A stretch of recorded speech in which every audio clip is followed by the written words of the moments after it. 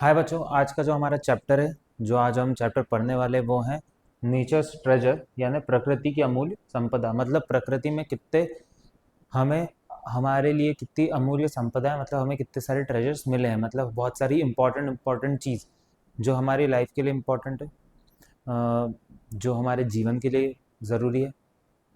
और हमें उनसे क्या चीज़ें ग्रहण हो रही है, जैसे कि बहुत सारी औषधियाँ, बहुत सारे ड्रग्स जिनमें से मेडिसिन जिनसे बन रही है, और भी चीज़ें हमें जो मिल रही हैं, खाने का मिल रहा है या फिर पीने का मिल रहा है, ये जो भी है। तो ये प्रकृति में क्या क्या है, इस बारे में आज इस चैप्टर में पढ़ेंगे। तो हम 6 क्लास का 11 चैप्टर पढ़ रहे हैं, जिसका नाम है प्रकृति की अमूल्य संपदा। ठीक है, तो ये वाला चैप्टर हम स्टार्ट करते हैं। देखते हैं इस चैप्टर में हमें क्या क्या सीखने को मिलता है। भूमि और सूर्य अ, भूमि और सूर्य के लिए विद्यालय की छुट्टियां सदैव मनोरंजक रहती है। इन छुट्टियों में वे अपनी अज्जी यानी दादी के घर पे गए हैं। अज्जी पश्चिमी घाट के जंगलों के किनारे एक गांव में रहती। कहाँ पे रहती? गांव में। वहाँ की हवा नगर की अपेक्षा अधिक ताजी और ठंडी होती है। क्या होती है? ताजी और ठंडी होती है। वे अपने आसपास सुंदर पहाड़ियों, झरनों और कई रोचक पौधों, जंतुओं को, पक्षियों को देख सकते हैं। ठीक है। जब आप भी बच्चों अपने दादी दादी के या नानी के घर जाते होंगे, तो आपने भी देखा होगा कि जब भी आप गांव में जाते हैं, ठीक है, या फिर पहाड़ी इलाके पे जाते हैं, तो वहाँ पे हवा तेज चलती है। वहाँ की एयर ज़्यादा क्लीन लगती है आपको। ठीक है, वहाँ पे कोई पॉल्यूशन नहीं दिखता है, ज़्यादा पेड़ दिखते हैं आपको, तो आपको ज़्यादा अच्छा लगता है। आपको ठंडी ठंडी हवा आती है। ठीक है, आपको बहुत सारे बहुत सारे तरह के जीव जंतु और पक्षी दिखाई देते हैं। एक दोपहर भूमि और सूर्य अज्जी के उसी स्थान के विषय में और जानकारी देने का पर निवेदन करते हैं। अज्जी कहती है, बच्चों, क्या आप जानते हैं कि इस जगह प्रकृति के अनेक संपदाएं हैं।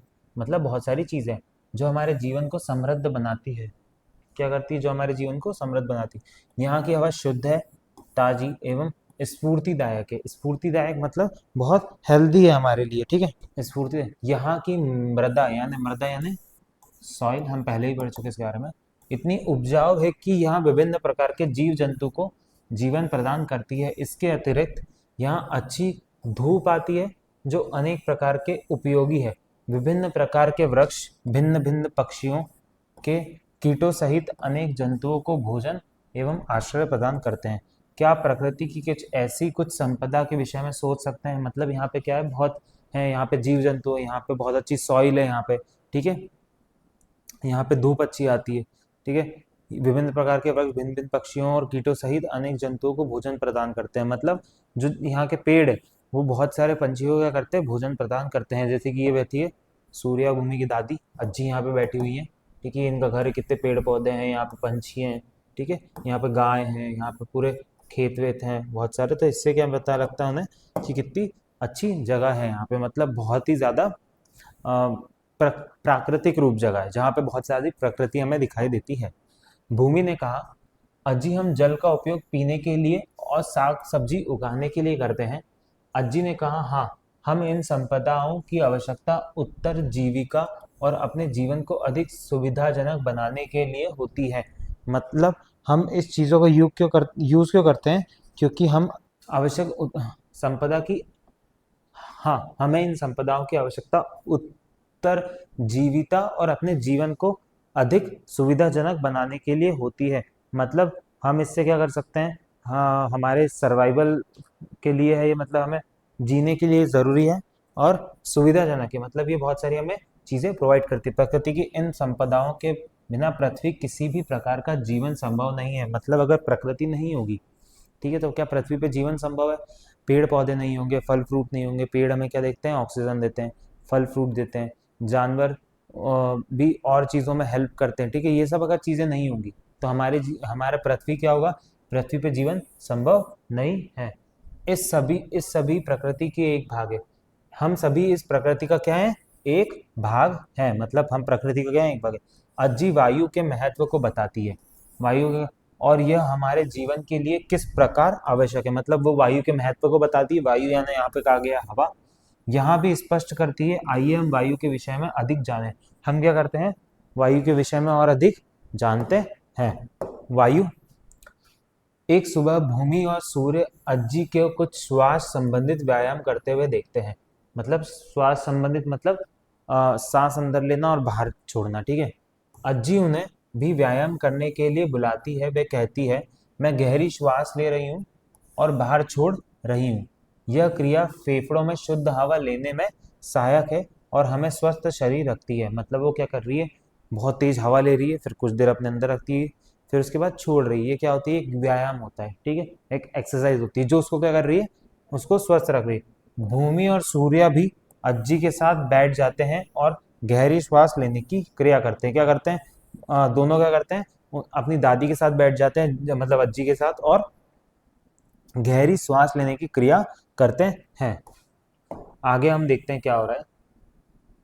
आइए हम इस व्यायाम का अभ्यास करें, ठीक है। आप अभ्यास भी कर सकते हैं, उसकी प्रोसेस क्या देख लेते हैं। एक गहरी श्वास लीजिए, उसे धीरे धीरे छोड़िए। क्या लेनी है, गहरी श्वास, उसे क्या करना है, धीरे धीरे छोड़ना है। फिर एक और अधिक गहरी श्वास लीजिए, जितना संभव हो सके श्वास को रोक रखिए और फिर धीरे धीरे छोड़िए। मतलब आप श्वास को रोक लीजिए, बैठिए, श्वास को अंदर भर के जितना अंदर आपके फेफड़ों में भरा जाए उसको रोकिए, फिर कुछ देर बाद उसको छोड़ दीजिए धीरे धीरे। आप कितनी देर तक श्वास रोक सकते हैं, जब आप श्वास रोक कर रखते हैं तो आपको कैसा लगता है, ये आपको लिखना है अपनी कॉपी में। इस क्रियाकलाप से हमने पाया कि श्वास को लंबे समय तक रोकना कठिन है। श्वास द्वारा भीतर ली गई वायु में ऑक्सीजन होती है। क्या होता है, ऑक्सीजन, जिसको किसे लिखते हैं O2 से। हमारे शरीर को कार्य करने के लिए ऑक्सीजन की आवश्यकता होती है। जब हम लंबे समय तक श्वास रोकते हैं तो शरीर में पर्याप्त ऑक्सीजन नहीं मिलती है, अतः हमें जीवित रहने के लिए पर्याप्त ऑक्सीजन की आवश्यकता है। अपनी श्वास को इतनी देर तक मत रोकिए कि आपको असहज लगने लगे, मतलब आपको अनकंफर्टेबल लगने लगे, ठीक है। अतः हमें जीवित रहने के लिए पर्याप्त ऑक्सीजन की आवश्यकता होती है। अन्य जीवों को भी जीवित रहने के लिए ऑक्सीजन की आवश्यकता होती है। जितने भी सजीव हैं उनको ऑक्सीजन की आवश्यकता है ही। ऑक्सीजन एक इम्पॉर्टेंट गैस है हमारे, हमने पढ़ा था कौन सी, solid, liquid, gas, 3 state of किसी भी मैटर की, तो जो गैस फॉर्म में होती है वो, ठीक है। तो ये गैस क्या है, हमारे लिए इम्पॉर्टेंट है। हम भोजन अथवा जल के बिना कुछ दिनों तक जीवित रह सकते हैं। जल और भोजन के बिना तो आप कुछ दिनों तक जीवित रह सकते हैं, किंतु ऑक्सीजन के बिना हम कुछ क्षण भी जीवित नहीं रह सकते। मतलब ऑक्सीजन नहीं होगा तो हम क्या होगा, जीवित नहीं रह सकते। इसीलिए बच्चों हमें पेड़ नहीं काटना चाहिए। क्यों, क्योंकि पेड़ क्या करते हैं, ऑक्सीजन रिलीज करते हैं, ठीक है, जिससे हमें क्या मिलते हैं, श्वास लेने में हेल्प मिलती है। तो अगर पेड़ ही नहीं होंगे, पेड़ पौधे ही नहीं होंगे तो हम सांस कैसे लेंगे, हम जिंदा कैसे रहेंगे। पृथ्वी के चारों ओर उपस्थित वायु विभिन्न गैसों का मिश्रण है। मतलब देखो, ये जो अर्थ है, ठीक है, अर्थ के पूरे अर्थ पे क्या फैली हुई है, बहुत डिफरेंट डिफरेंट टाइप की गैस फैली हुई है। क्या है, वायु में उपस्थित कुछ गैसों का नाम बता सकते हैं। वायु में nitrogen, oxygen, organ, carbon dioxide CO2 यानी सूक्ष्म मात्रा और अन्य गैसेस उपस्थित रहती हैं। चित्र 11.11 में वायु में संगठन को प्रदर्शित दिखाया गया है। ध्यान दीजिए कि चित्र में 100 वर्ग हैं। इन 100 वर्गों में से 78 वर्ग नाइट्रोजन द्वारा, 21 वर्ग ऑक्सीजन द्वारा और 1 वर्ग अन्य गैस जैसे ऑर्गन, कार्बन डाइऑक्साइड आदि द्वारा भरे हुए हैं, ठीक है। प्रतिशत प्रत्येक 100 में से अंशों की संख्या परसेंटेज, मतलब परसेंटेज के हिसाब से बताया। जैसे कि मान लो ये पूरी अर्थ है, एग्जाम्पल, ये पूरी क्या है, एक अर्थ है, ठीक है, या फिर ऐसे समझ लो, हाँ, ठीक है, ये पूरी अर्थ है। इसमें 78% क्या मिला है, सिर्फ नाइट्रोजन मिला है। 21% क्या है, ऑक्सीजन, और 1% क्या है, अन्य गैस है। मान लो एक और अच्छे से डायग्राम समझते हैं। मान लो ये पूरा अपना अर्थ है, ठीक है, मान लो ये पूरा अपना क्या है, अर्थ है। अर्थ में अब जो 78% पार्ट है, मतलब जो मान लो 78% पार्ट है वो क्या है, नाइट्रोजन है, N2, ठीक है। जो 21% पार्ट है, ठीक है, 21% पार्ट क्या है, ये जो 21% है ये क्या है, O2 है, ठीक है। और जो यहाँ पे 1% है, सिर्फ 1%, ठीक है, 1% कितना है, अदर गैसेस, जिसमें CO2 आ जाती है, ऑर्गन आ जाती है। इन गैसों के बारे में आप आगे की क्लास क्या पढ़ेंगे, और पढ़ेंगे। मतलब अर्थ में मैक्सिमम गैस कौन सी प्रेजेंट है? नाइट्रोजन और ऑक्सीजन। जितने ज्यादा हम पेड़ लगाएंगे उतने ज्यादा क्या होगा? ऑक्सीजन की मात्रा बढ़ेगी, जिससे हमारा जो अर्थ होगा वो और ज्यादा शुद्ध होगा। ठीक है। पेड़ पर पत्तियों की सरसराहट, रस्सी पर लटके कपड़ों के हिलने या पंखे को चलाने अथवा किसी खुली पुस्तक के पन्ने फड़फड़ाने आदि के द्वारा आपने वायु की उपस्थिति का अनुभव किया ही होगा। वायु तो आपको पता ही कैसे मतलब उपस्थिति किया होगा। वायु को आप देख नहीं सकते पर महसूस कर सकते हैं। चलती हुई वायु को पवन कहते हैं। कभी कभी यह बहुत गति से चलती है जैसे आंधी के समय, कभी कभी धीमी गति से चलती है जैसे बिहार मंद पवन। आपने भी अनेक बार फिरकी कागज की एक बनी चक्री के साथ खेला होगा। आइए इसका क्रियाकलाप करते हैं। ठीक है। आपको भी पता होगा कि कागज की क्या होती है, चक्री बनाते हैं उसके साथ आप खेलते हैं। ठीक है। तो वायु क्या होती है? अलग अलग तरीके से। बहुत तेज चलती है तो उसको आंधी कहा जाता है। जैसे कि अभी किसने क्या लिया है, पवन चक्की। अब या फिर ये आप चक्री बना सकते हैं। एक स्क्वायर पेज लीजिए, उसको थोड़ा हाफ हाफ इधर से काटिए और इन पेजेस को यहाँ से एक पॉइंट पे लाके चिपका दीजिए। ठीक है। तो क्या बन जाएगी आपकी? ये चक्री बन जाएगी। ठीक है। ये आप बना सकते हैं खेल के लिए। अब ये आपने कहीं ना कहीं देखा होगा जिसे कहते हैं पवन चक्की फार्म, यानी इसका नाम भी होता है विंड मिल। ठीक है। क्या ये विंड मिल आपने जब भी कहीं जाते होंगे तो विंड मिल कहीं ना कहीं देखी होगी। अब अपने हाथ में फिरकी को पकड़कर दौड़िए। आप इसे फूंक मार के कभी भी चला सकते हैं। आप क्या देखते हैं, क्या फिरकी घूमती है? जब आप किसी थोड़ा आगे या पीछे चलते हैं तो वह घूमती है। फिरकी को कौन घुमा रहा है? यह पवन जो ये फिरकी को घुमाती है। मतलब कौन घुमाता है? ये वायु। ये पवन क्या करता है? इस फिरकी को घुमाता है। पवन चक्की और फिरकी की क्रिया क्रिया प्रणाली समान है।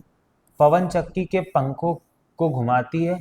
आटे की चक्की कुएं से पानी ऊपर खींचने का विद्युत उत्पादन के लिए पवन चक्की का उपयोग किया जा सकता है। ठीक है। पवन चक्की का विंड मिल का उपयोग किस लिए किया जा सकता है? आटे की चक्की चलाने के लिए, कुएं से पानी खींचने के लिए, विद्युत उत्पादन के लिए यानी इलेक्ट्रिसिटी निकाल के लिए किया जा सकता है। ठीक है। भारत में अनेक पवन चक्की फार्म हैं। पवन चक्की फार्म वह क्षेत्र है जिसमें अनेक पवन चक्कियां पवन ऊर्जा और द्वारा विद्युत उत्पन्न करती है। मतलब क्या करती है? जो विंड मिल है वो क्या प्रोवाइड करती है? इलेक्ट्रिसिटी प्रोड्यूस करती है। ठीक है। घूम के जो विंड एनर्जी, इधर क्या होता है आप और आगे इन चीजों को और डिटेल में पढ़ेंगे। विंड एनर्जी होना है यानी हवा की एनर्जी किस में चेंज होती है? इलेक्ट्रिकल एनर्जी में। इलेक्ट्रिकल एनर्जी में। ठीक है। ये चीज और आप डिटेल में पढ़ेंगे आगे। बस आप इतना समझ जाइए कि इससे क्या बनती है? इलेक्ट्रिसिटी बनती है। तमिलनाडु का मुपंडन पवन चक्की फार्म, राजस्थान के जैसलमेर का पवन चक्की फार्म, महाराष्ट्र का ब्रह्मवेल का पवन चक्की फार्म हमारे देश के कुछ प्रमुख पवन चक्की है। अपने देश में पाए जाने वाले अन्य पवन चक्की फार्म के विषय में जानकारी प्राप्त की। जैसे कि मैं इंदौर में रहता हूँ तो एक देवास से जब हम इंदौर आते हैं, ठीक है, तो भी हमें क्या दिखाई देती है? विंड मिल्स दिखाई देती है। ठीक है। Wind mill farms. हमने सीखा कि वायु हमारे लिए अत्यंत महत्वपूर्ण है। जल भी हमारे लिए अत्यंत आवश्यक अमूल्य है। यदि आपको पीने के लिए जल ना मिले, विशेषतः जब आपको प्यास लगी हो, तब आपका कैसा महसूस होगा? आइए जल के बारे में अधिक जानते हैं। ठीक है। जिस तरह पानी इंपॉर्टेंट है उसी तरह क्या है? जल भी एक इंपॉर्टेंट पार्ट है। अगर आपको जल कुछ दिन तक जल नहीं पिए, ग्रहण न करे, तो आपकी मृत्यु भी हो सकती है। इसीलिए जब डिहाइड्रेशन हो जाता है, बॉडी क्या पानी की कमी हो जाती है, तो वो ज्यादा परेशानी वाली बात होती है। अब हम जल के बारे में सीखेंगे। जल क्या होता है? भूमि और सूर्य अज्जी को गायों के लिए नाद में पानी भरने, बगीचों में साग भाजी और औषधीय पौधों को पानी देने में सहायता करते हैं। क्या करते हैं? सहायता करते हैं। अज्जी उनको सिखाती है कि पौधों को पानी किस प्रकार दिया जा सके जिससे पानी की प्रत्येक बूंद का उपयोग हो और उनमें से एक भी बूंद व्यर्थ ना हो। मतलब किस तरह पौधों को पानी दिया जाए जिससे एक भी बूंद वेस्ट ना हो। क्या आप अपने दैनिक जीवन में जल के कुछ अन्य उपयोग के विषय में सोच सकते हैं? अपने विचार नीचे दिए गए रिक्त स्थान पर लिखिए। मतलब जैसे क्या हो सकता है? पानी पीना हो सकता है, बर्तन धोना हो सकता है, या फिर और भी चीजें हो सकती है। ठीक है। तो आप बहुत जगह पानी का यूज करते हैं। पानी बिना कोई जीवन नहीं है। जल है तो जीवन है, इसीलिए लाइन क्या है? फेमस है, जल है तो जीवन है। जल नहीं होगा तो जीवन क्या होगा? नहीं होगा। मतलब हम जी नहीं सकते ज्यादा टाइम तक। हमें अपने दैनिक जीवन में अनेक कार्यों के लिए जल की आवश्यकता होती है, जैसे पीने के लिए, खाना बनाने के लिए, नहाने के लिए, कपड़े धोने के लिए एवं सफाई के लिए। इससे फसलें उगाने, औद्योगिक कार्यों के लिए उपयोग किया जाता है, मतलब इंडस्ट्रियल एरिया के लिए, फार्मिंग के लिए। हमें कहा है हमें जल कहाँ से प्राप्त होता है? जल के विभिन्न स्रोत की सूची बनाई है। पृथ्वी की सतह का लगभग 2/3 भाग जल से घिरा हुआ है, मतलब बहुत सारा पार्ट किससे घिरा हुआ है? जल से। अधिकांश जल महासागर एवं समुद्र में पाया जाता है। मैक्सिमम अमाउंट ऑफ जल कहाँ है? महासागर और समुद्रों में। हम ये पिछले चैप्टर में भी पढ़ चुके हैं। परंतु यह जल नमकीन, लवणीय होता है, इसीलिए यह जल घरेलू, कृषि तथा औद्योगिक उपयोग के लिए उपयुक्त नहीं होता। मतलब इसको हम अपने घर के काम के लिए, किसान खेती के लिए, किसी चीज के लिए यूज नहीं कर सकते। इन सभी गतिविधियों के लिए हमें मृद यानी सॉइल हमें मृद यानी लवण रहित जल की आवश्यकता होती है। मतलब हमें ऐसा जल चाहिए जिसमें नमक ना हो, मतलब ऐसा ना हो। जो पृथ्वी की सतह पर बर्फ की चादर अथवा हिम नदियों या झीलों और पृथ्वी की सतह के नीचे भूजल के रूप में पाया जाता है। कहाँ कहाँ पाया जाता है? पृथ्वी की सतह पर, बर्फ की चादरों अथवा हिम नदियों में, झीलों में, पृथ्वी की सतह के नीचे भूजल, है ना, जब अपन ड्रिलिंग करते हैं, ठीक है, जो बोरवेल लगती है उस भूमि से जल निकालते हैं। बर्फ की चादरों, तो जल को प्राप्त करने की कुछ कुछ, बर्फ की चादरों, हिम या भूजल, भूमि वाला जल से मृद, अलवणीय जल प्राप्त करना कठिन होता है। मृद जल कुछ मात्रा में तालाबों, नदियों, झीलों और कुओं में सहजता से प्राप्त किया जा सकता है। जल प्राप्त करने, मृद जल, मृदु जल, मृदु यानी साफ जल, कुछ मात्रा में तालाबों, नदियों, झीलों, कुओं से सहजता से प्राप्त हो जाता है। जल अमूल्य है, इसकी अज्जी उन्हें जल का विवेकपूर्ण उपयोग करना सिखा रही है। क्या आप अनुभव करते हैं कि हमारे दैनिक जीवन की गतिविधियों में जल का उपयोग सही प्रकार से हो रहा है? क्या आपके दैनिक कार्यों में जल व्यर्थ होते हुए देखा है? आपने भी कभी कभी देखा होगा कि बहुत सारा जो जल होता है हम वेस्ट कर देते हैं, कुछ एक्स्ट्रा पानी बचता है हम उसे फेंक देते हैं, पर हमें उसका रीयूज करना चाहिए। अगर ऐसा कोई पानी है जो आप नहीं 4-5 दिन से रखा हुआ है तो उसको आप पेड़ में डाल दीजिए, कुछ और करिए, ठीक है, जिससे पानी वेस्ट ना हो। आइए अब जानेंगे कौन कौन सी गतिविधियों से जल व्यर्थ हो रहा है और इसे व्यर्थ होने से किस प्रकार रोका जा सकता है। अब देखते हैं कुछ एक्सरसाइज अपन, जिससे क्या हो रहा है, जल वेस्ट हो रहा है। हाथ धोते हैं तब जल में जो बाहर निकलता है वो जल हो रहा है, कपड़े धोते टाइम, बर्तन धोते टाइम, ठीक है। इस तालिका से प्राप्त की हुई जानकारी में आप क्या निष्कर्ष निकालते हैं? आपका क्या निष्कर्ष है इसमें? जल के अपव्यय को रोकने के लिए आप और आपका परिवार क्या कर सकता है? जल की हानि को कम करने की कई विधियां हैं। उदाहरण के लिए उपयोग में न होने वाले नल को बंद करना एवं जल के रिसाव को सही करवाना। मतलब किसी किसी का कहीं कहीं होता है ना, नल का पानी टपकते रहता है तो उसको क्या करवाओ, ठीक करवाओ। जल का पुनः चक्रण व जल संचयन जल बचाने की सहायक। हमारे देश विभिन्न नदियों, झरनों और झीलों में समृद्ध है। क्या है? नदियों, झीलों और झरनों में। क्या आपने प्लास्टिक थैलियां और रैपर्स आदि जल के सतह पर तैरते हुए देखा है? जब भी हम जाते हैं कहीं, ठीक है, किसी तीर्थ स्थान या कहीं पे, तो वहां पे क्या रहता है, नदियों में क्या फेंक देते हैं लोग? बहुत सारी गंदगी फेंक देते हैं, थैली फेंक देते हैं, नारियल, ये सारी चीजें फेंक देते हैं, जबकि ये हमारे साफ पानी के लिए सही नहीं है।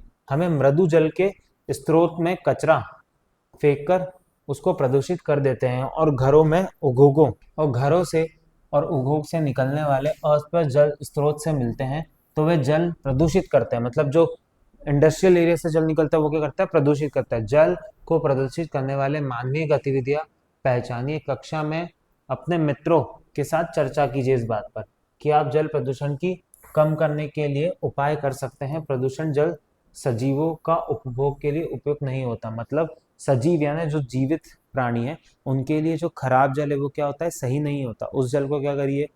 खराब जल कम करिए। जल का वेस्टेज, मतलब पानी का वेस्टेज कम करिए, ठीक है। मृदु जल के स्रोत सीमित होने के कारण भारत में अनेक भागों में जल की कमी हो रही है।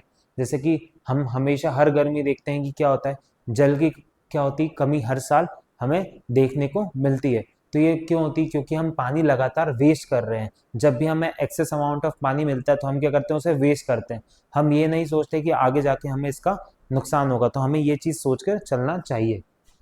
कुछ स्थानों पर लोगों को पीने का पानी लाने में बहुत दूर तक चलना पड़ता है। जैसे कि आपने देखा होगा, बहुत सारी न्यूज में सुना होगा कि लोग बहुत दूर दूर तक जा रहे हैं पानी ले, सभी के पास जल की समान उपलब्धता नहीं है। इसीलिए हमारे लिए जल का संरक्षण करना और उसका विवेकपूर्ण उपयोग करना महत्वपूर्ण है। मतलब उसका हम सही उपयोग करें। हमें इस प्रदूषण में होने से भी बचाना चाहिए, मतलब हम उसे खराब नहीं करना चाहिए, ठीक है, प्रदूषण नहीं करना चाहिए, ताकि यह भी जीवित प्राणियों के लिए उपयुक्त हो रहे।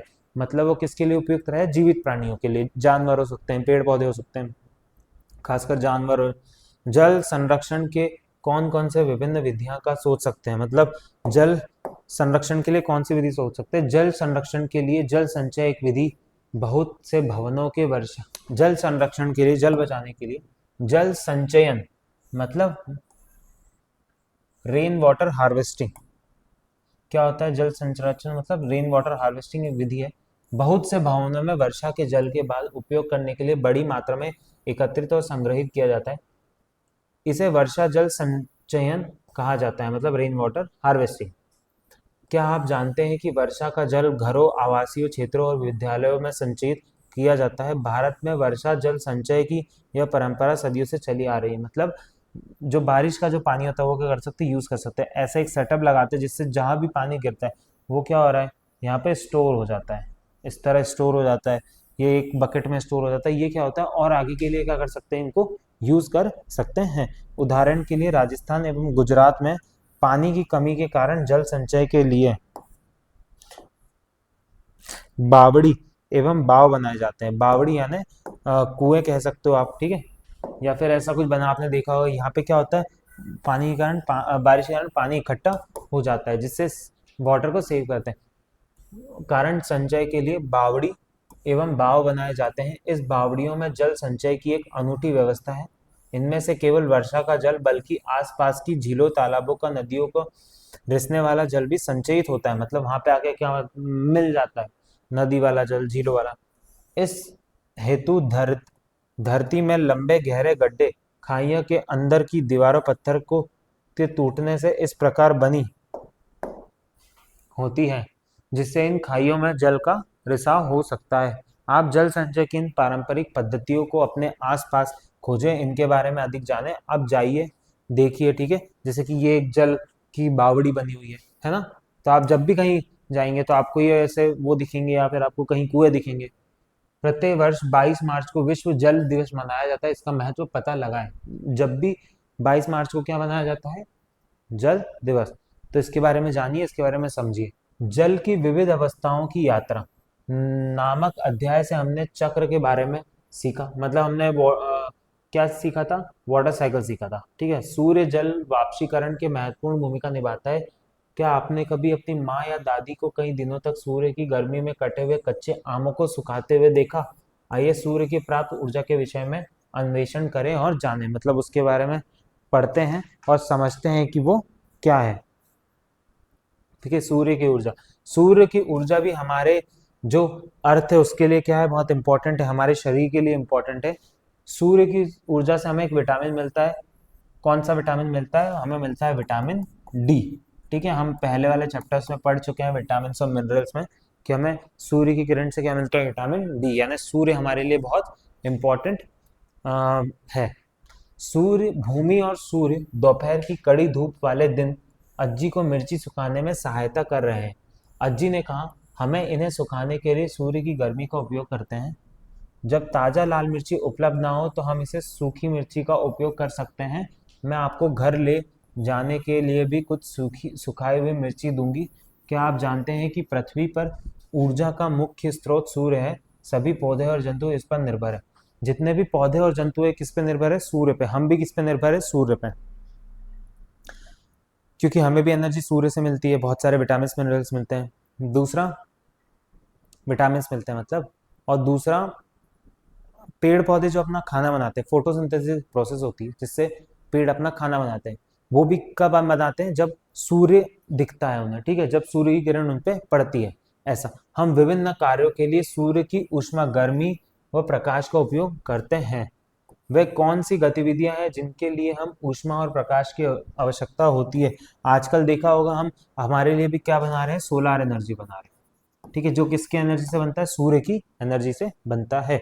भूमि हमारे जीवन में सूर्य में ऊष्मा प्रकाश के उपयोग को दिखाने के लिए कुछ चित्र बनाती है। क्या बनाती है? कुछ चित्र बनाती है। क्या आप कुछ अन्य उदाहरणों के साथ इसकी सहायता कर सकते हैं? दिए गए स्थान का नाम उनके, जैसे कि कपड़े सुखाने के लिए यूज होता है, भोजन द्वारा भोजन बनाने के लिए, ठीक है, और किस किस चीज के लिए सूर्य का जो ऊष्मा होती है उसका यूज किया जाता है, ऊर्जा।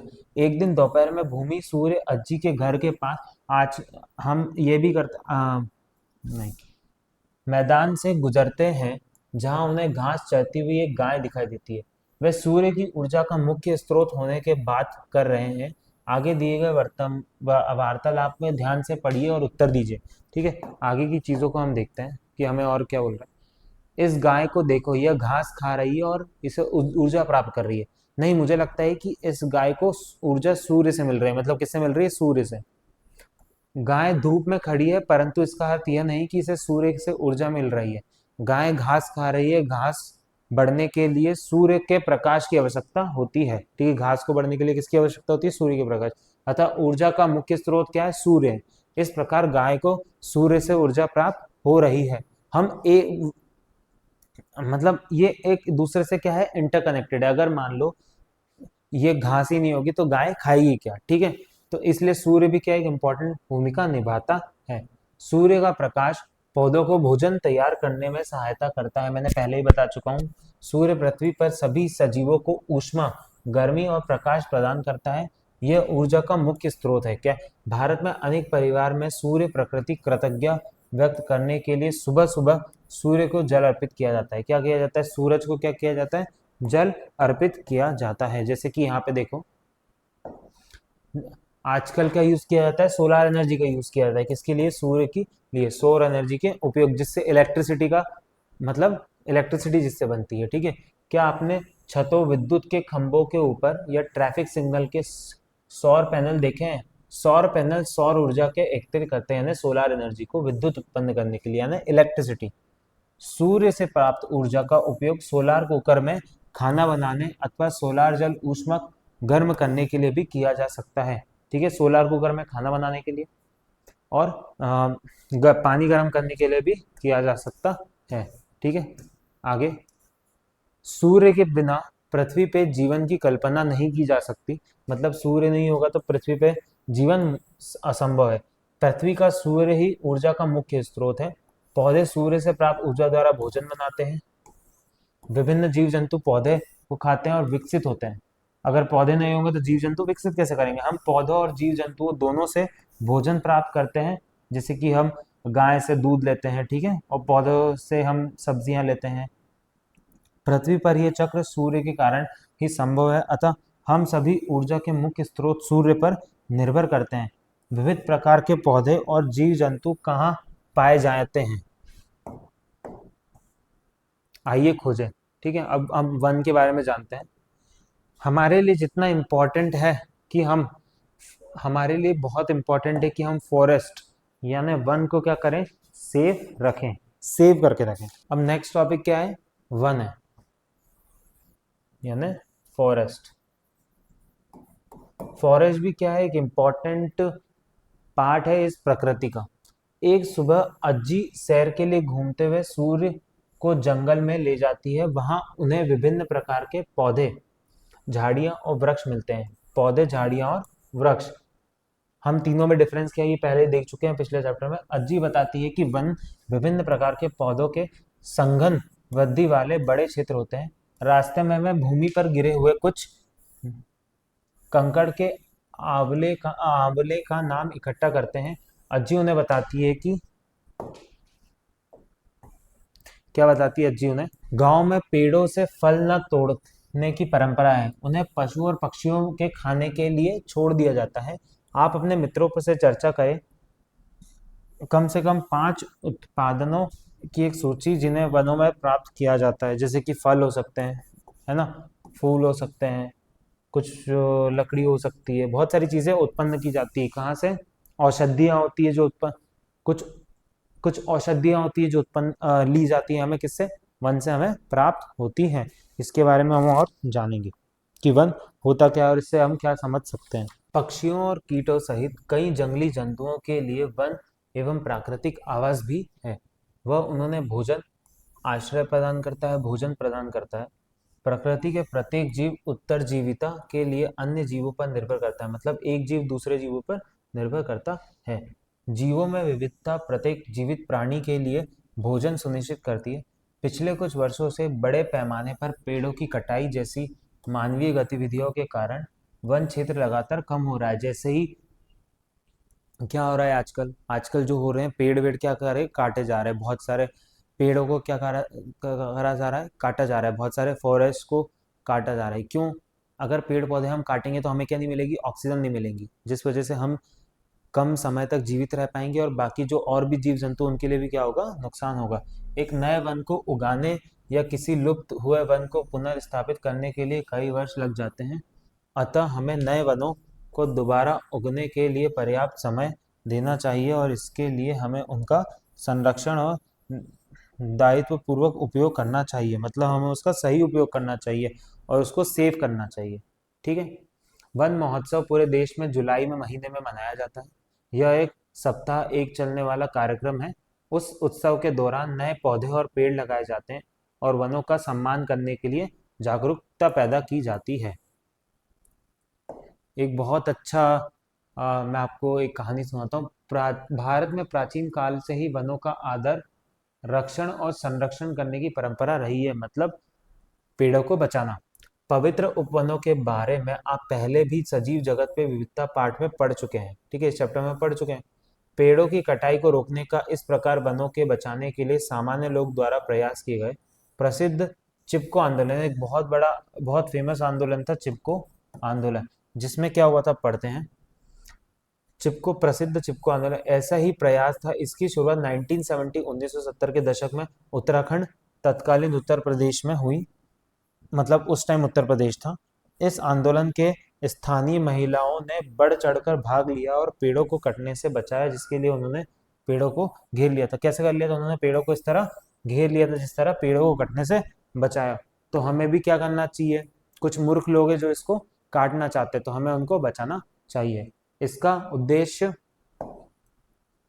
हरित आवरण को बढ़ाता है।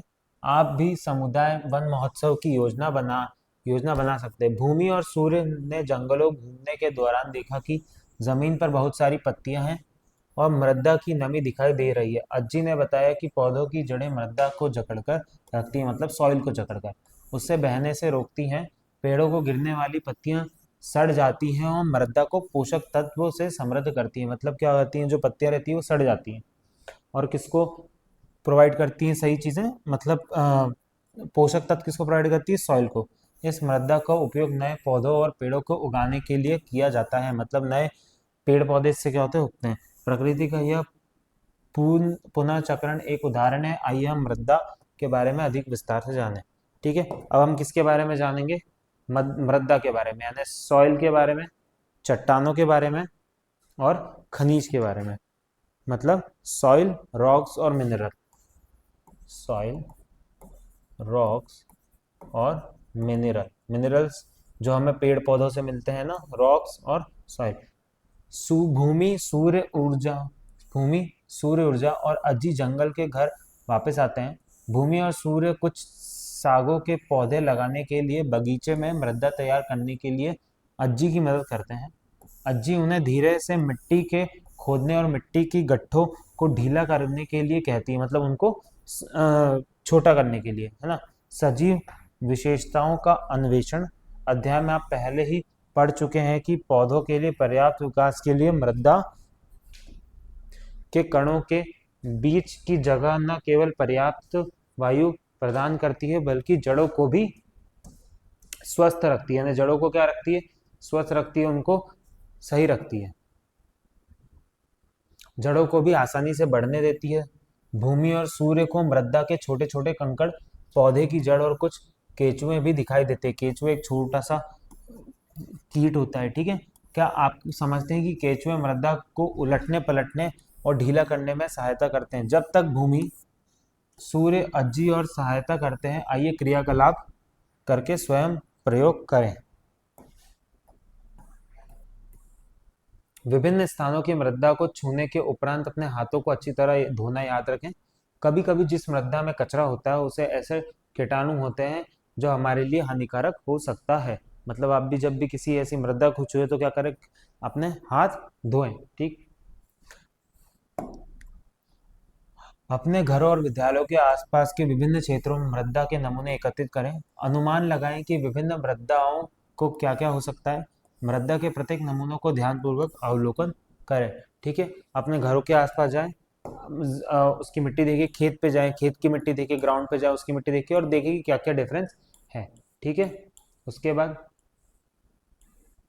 मृदा से बहुत सी वस्तुएं होती हैं, जैसे कि रेत होता है, कीड़े होते हैं, कृमि होती है, इससे कई छोटे जीव भी हो सकते हैं। मतलब बहुत सारे छोटे छोटे जीव हमें क्या देखने को मिल सकते हैं, जिन्हें हम अपनी नग्न आंखों से नहीं देख सकते, मतलब अपनी आंखों से नहीं देख सकते। पौधे और जंतु भी विघटन और क्षय के कारण मृदा का हिस्सा बन जाते हैं। मतलब क्या होता है कि जब पौधे और जंतु मर जाते हैं, ठीक है, तो क्या हो जाते हैं वो, मतलब डिकम्पोज हो गई, क्या बन जाते हैं, सॉइल ही बन जाते हैं, मतलब सॉइल का हिस्सा बन जाते हैं।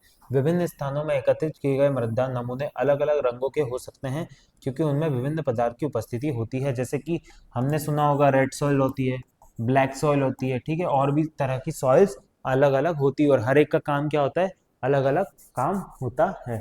क्या आपने कभी सोचा है कि मृदा कैसे बनती है? मृदा का निर्माण लंबे समय, कई हजारों वर्षों में सूर्य, जल और सजीव द्वारा चट्टानों के विघटन से होता है। मतलब इनके डिकम्पोजिशन और इन चीजों से होता है। ठीक है, मृदा का निर्माण लंबे समय के सूर्य जल के विघटन से होता है। विभिन्न प्रकार के होता है, कुछ विशेष प्रकार के पौधे उगाने तथा कुछ कुछ भवनों के हेतु ईंट बनाने के लिए अच्छी तरह होती है। वनों में अनेक प्रकार की मृदाएं होती है। मृदा एक अमूल्य संपदा है जो जैव विविधता का आश्रय देती है। आपने अपने आसपास चट्टानें देखी होंगी। चट्टानों का उपयोग घर, भवन, मंदिर, सड़क बांधने और मेज की ऊपरी भाग का आदि निर्माण किया जाता है। स्लेट जैसी कुछ चट्टाने का उपयोग छत बनाने के लिए किया जाता है, जिसे ले, लेटेराइट का उपयोग ईंट जैसी निर्माण सामग्री के रूप में किया जा सकता है। ग्रेनाइट, बलुआ पत्थर, संगमरमर कुछ महत्वपूर्ण चट्टाने, ये क्या है, बहुत सारी इंपॉर्टेंट पत्थर से, ठीक है, चट्टाने हैं। मानव ने चट्टानों का उपयोग कई हजार वर्ष पहले हस्त, कुल्हाड़ी और तीर शीर्ष जैसे उपकरण बनाने के लिए किया था। ठीक है, बहुत सारे, पहले क्या किया था, पहले के टाइम पे चट्टानों से घर बनाया जाता था, अब ईंटों से बनाया जाता है। ठीक है, तो इन मिट्टी और कणों का यूज किया जाता है क्या बनाने के लिए, घर और ये सब बनाने के लिए। छत बनाने के लिए चट्टानों का उपयोग, ईंट बनाने के लिए लैटराइट का उपयोग। ठीक है, हस्तकुल्हाड़ी, ये हस्तकुल्हाड़ी होती है, ये पत्थर के बने। तीर शिल्प, ठीक है, तीर के जो फर्स्ट पार्ट होता है वो। संगमरमर का खनन दिखा। चट्टाने किससे बनती है, बनी होती है, ये खनिजों से बनी होती है।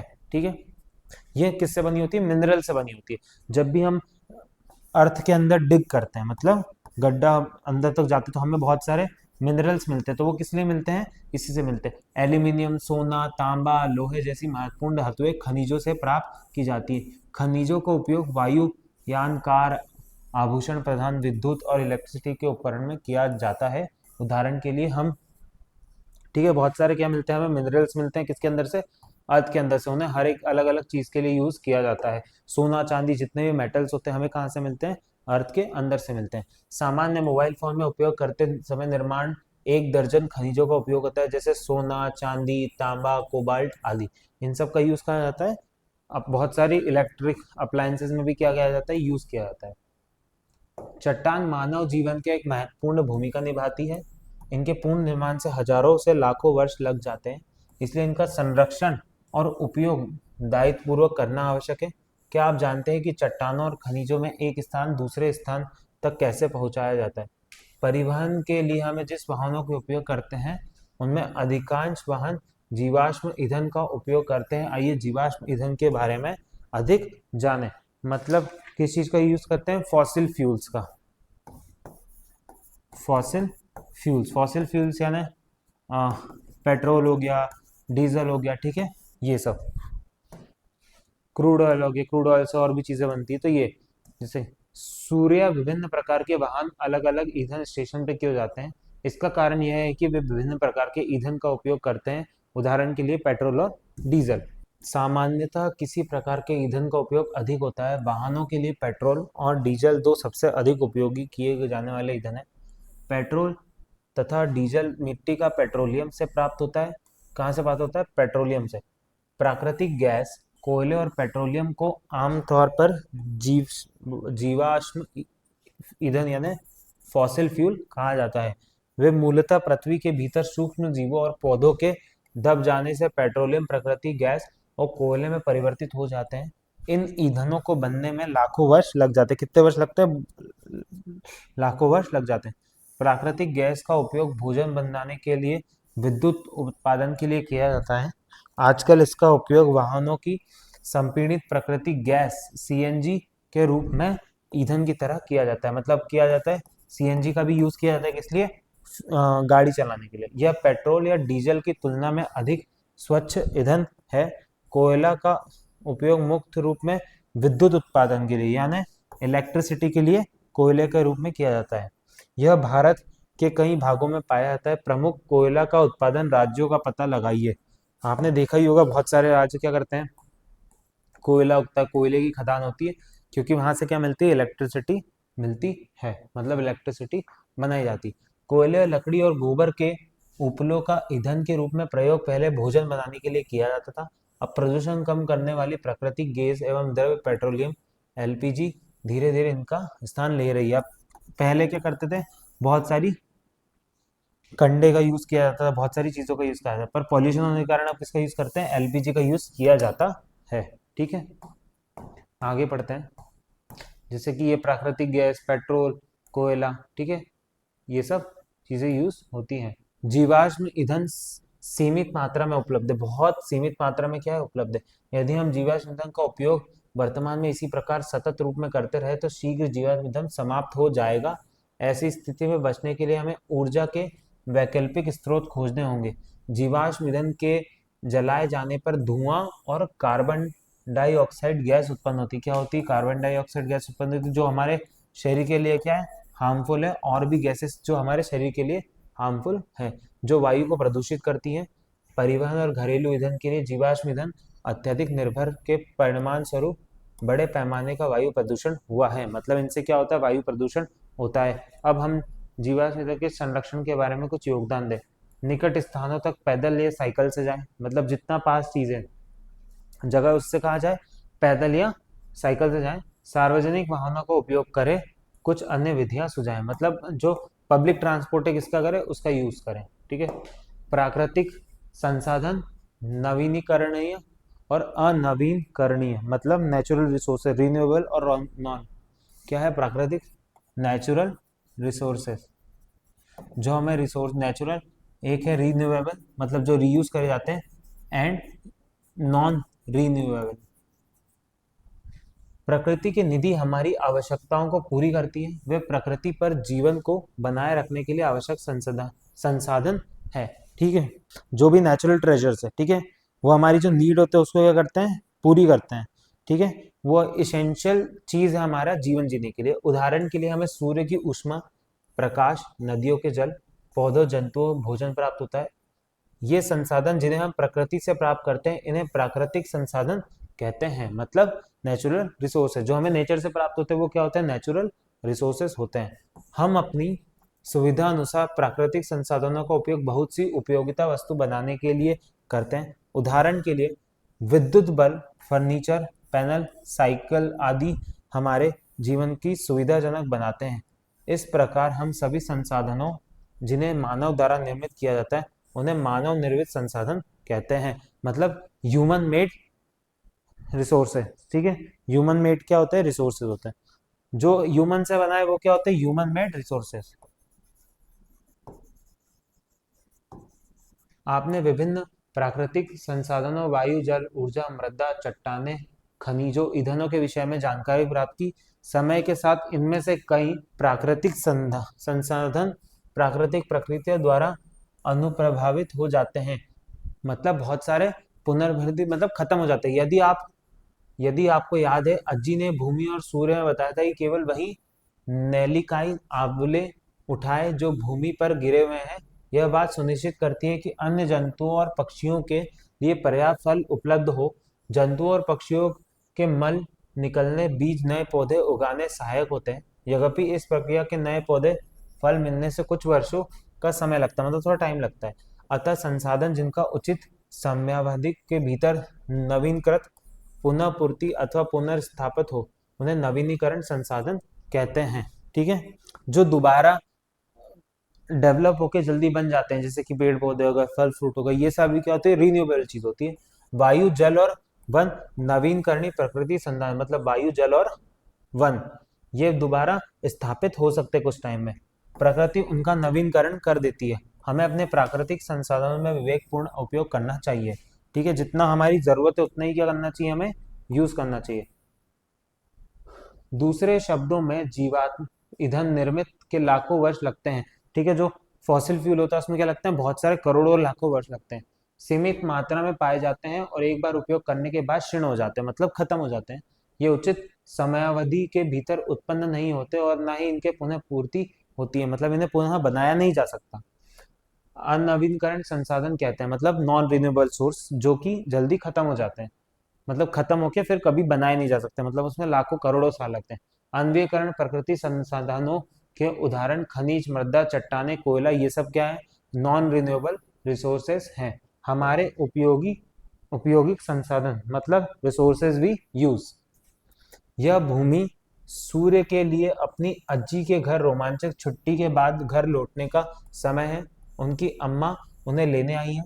भूमि और सूर्य अम्मा के बगीचे में उग रहे सागों और पौधे को सूखी मिर्ची दिखाई और अज्जी ने उन्हें घर ले जाने के लिए दी। जब वे नगर पहुंचे तो उन्होंने आसमान में रंग और हवा की गंध में बदलाव देखा। यह बहुत कम पेड़ है। यहाँ हवा की गंध भी अज्जी के घर से हवा से जितनी अच्छी नहीं है। उन्हें क्या लगा, डिफरेंस पता लगा। उन्हें वाहनों से निकलने वाले धुएं, गंध आ रही थी, वायु प्रदूषित है। अम्मा कहती है, हाँ हाँ, जब हम वाहनों में जीवाश्म ईंधन का उपयोग करते हैं तो धुआं उत्पन्न होता है। आजकल ऐसे वाहन उपलब्ध हैं जो प्रदूषण कम फैलाते हैं, जैसे कि इलेक्ट्रिक व्हीकल्स। ठीक है, उदाहरण के लिए विद्युत वाहन, ये माने इलेक्ट्रिक व्हीकल, किसी भी प्रकार के धुएं का निष्कास नहीं करते हैं। अतः लोग इन वैकल्पिक वाहनों का अपनाने का प्रयोग करें, मतलब इनका यूज हम ज्यादा करें, तभी हम क्या कर सकते हैं, इस प्रकृति को बचा सकते हैं। अब क्या करना है हमें, अपने कितने प्राकृतिक संसाधनों की सूची बनाइए। कुछ प्राकृतिक संसाधन यानी जो आपके एक सूची बनाए जिसमें रिन्यूएबल सोर्सेज हो, जो प्रकृति से बनते हो, और नॉन रिन्यूएबल सोर्सेज हो, जो प्रकृति से तो मिलते हैं परंतु दोबारा बनाए नहीं जा सकते, और जिन्हें अपने और अपने मित्रों के साथ ये सूची बनाइए और उनसे डिस्कस करिए। ठीक है, पृथ्वी प्रत्येक मनुष्य की आवश्यकता की पूर्ति के लिए पर्याप्त संसाधन उपलब्ध कराती है, लेकिन प्रत्येक मनुष्य के लालच पूरा करने के लिए नहीं है। मतलब क्या है, मनुष्य आजकल बहुत लालची हो गया है। वो और फॉसिल फ्यूल्स निकाल रहा है और क्रूड ऑयल्स निकाल रहा है। ठीक है, पेट्रोल डीजल बना रहा है। ठीक है, पर उसको क्या करना चाहिए, अर्थ को सेव करने के लिए और कुछ चीजें करना चाहिए। वो पेड़ नहीं उगा रहा है। ठीक है, तो ये चैप्टर यहाँ पे खत्म होता है। हमने इस चैप्टर में बहुत सारी चीजें सीखी। अब एक बार हम इसका सारांश देख लेते हैं, इसमें हमें क्या सारांश मिल है इसका। अधिकांश संसाधन जो हमारे अस्तित्व के लिए आवश्यक है वे प्रकृति द्वारा प्रदान किए जाते हैं। मतलब मैक्सिमम चीजें किससे मिलती है, प्रकृति से। प्रकृति द्वारा प्रदान संसाधनों को प्राकृतिक संसाधन कहते हैं, मतलब जो प्रकृति से मिलते हैं उन्हें प्राकृतिक संसाधन। कुछ महत्वपूर्ण प्राकृतिक संसाधन वन, वायु, जल, मृदा, चट्टाने, खनिज, जीवाश्म ईंधन और सूर्य से ऊर्जा है। मनुष्य द्वारा अपनी आवश्यकताओं को पूरा करने के लिए बनाए गए संसाधनों का मानव निर्मित संसाधन कहते हैं, मतलब ह्यूमन मेड रिसोर्सेस। प्राकृतिक संसाधनों को नवीनीकरण संसाधनों और अनवीकरण संसाधनों में वर्गीकृत किया जा रहा है, मतलब रीन्यूएबल सोर्स और नॉन रिन्यूएबल, जिसको दोबारा बनाया जा सकता है, जो दोबारा उग सकते हैं, जो कभी बनाया नहीं जा सकता और एक बार में क्षीण हो जाते हैं। वे संसाधन जिनकी पूर्ति एक उचित अवधि के भीतर प्राकृतिक द्वारा हो जाती है उन्हें नवीनकरण संसाधन कहते हैं। ठीक है, वे संसाधन जिनका भंडार सीमित मात्रा में, जैसे कि फॉसिल फ्यूल्स, कुछ जिनकी पूर्ति उचित अवधि भीतर नहीं होती, वह अनवीकरण संसाधन होते हैं। मानव सहित सभी सजीव अपने जीवन के लिए प्राकृतिक संसाधनों पर निर्भर है, मतलब जो प्रकृति से हमें मिलता है इसलिए उनका विवेकपूर्ण उपयोग करना चाहिए, मतलब उनका हमें सही से उपयोग करना चाहिए। ठीक है, तो इस चैप्टर में हमने क्या क्या सीखा? इस चैप्टर में हमने समझा कि रिन्यूएबल नॉन रिन्यूएबल सोर्सेज क्या होते हैं, प्रकृति हमारे लिए कितने इंपॉर्टेंट है, हमारे हमारे जो नेचर है प्रकृति उसमें कितने ट्रेजर्स हैं, फॉरेस्ट है, ठीक है, जो सॉइल है वो है, चट्टाने हैं, और हवा, पानी, वायु, इतनी सारी चीज़ें हमारे लिए यूज़ में है। कुछ चीज़ें हैं जिन्हें हमें यूज़ करना बंद करना होगा, जैसे कि क्रूड ऑयल, धरती से ऑयल निकालना बंद करना होगा, वरना क्या होगा, कुछ टाइम बाद क्या हो जाएगा, वो ख़त्म हो जाएगा। ठीक है, जो अर्थ को मिनरल्स प्रोवाइड करने के लिए इंपॉर्टेंट है, हमें ये भी पता लगता है जैसे ही हम अर्थ के अंदर जाते हैं तो हमें क्या होता है, बहुत सारे मिनरल्स मिलते हैं। तो आज का ये चैप्टर यहीं पे समाप्त होता है। हम मिलेंगे आपको नेक्स्ट वीडियो में नेक्स्ट चैप्टर के साथ। कुछ भी समझ में नहीं आया हो तो हमें कमेंट में क्वेश्चन दीजिए, हम उसका उत्तर आप तक ज़रूर पहुंचाएंगे। तो आज की क्लास यहीं समाप्त करते हैं। Thank you.